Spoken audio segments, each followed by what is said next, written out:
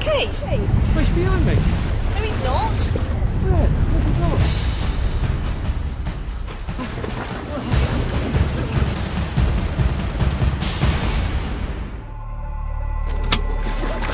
Mayday, Mayday. This is Bobbit 4, Bobbit 4, Bobbit 4, 230-74508. Mayday, Bobbit 4. My position is 4 miles east of St Thomas's Head. Man overboard. I need immediate assistance. We have lost sight of him. He is not wearing a life jacket. Over.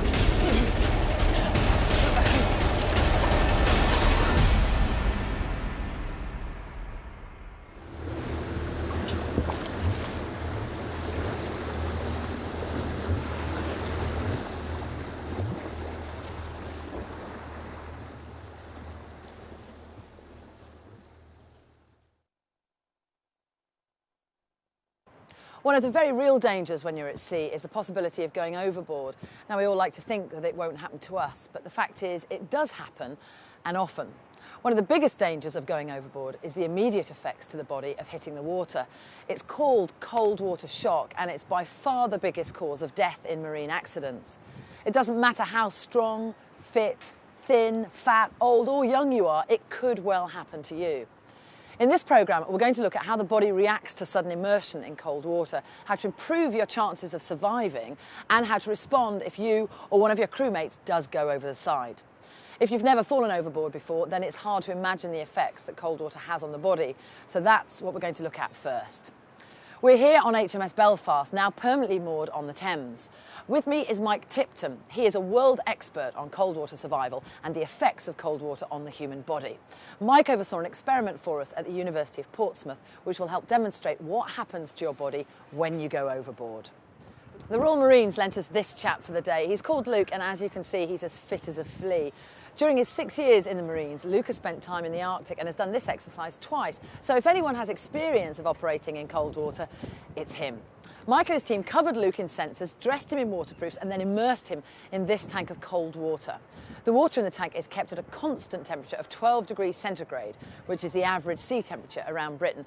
Mike, what exactly happens to the body as soon as it's immersed in water of this temperature? Well, the cold water very quickly makes the skin temperature drop, and you get some dramatic responses. Your heart rate shoots up, blood pressure shoots up, but most important of all, you lose control of your breathing.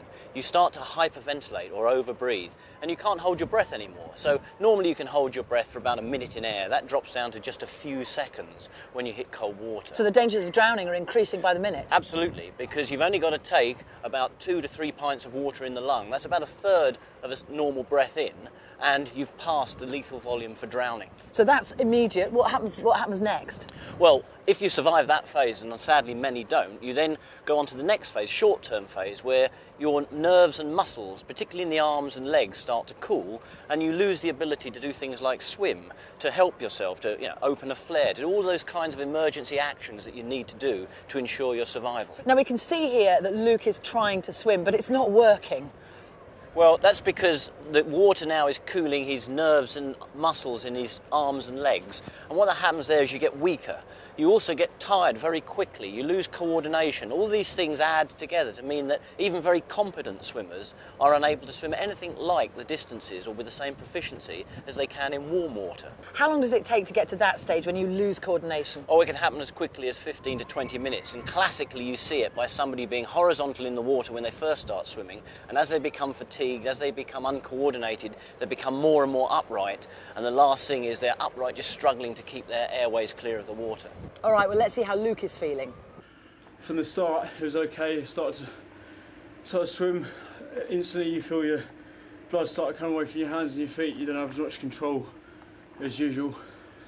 Then the cold started setting in, hot deeper down inside. Feel coordination start going. Your lips, jaw start getting jaw ache along here. Eyes become quite dreary. Your blinks become longer.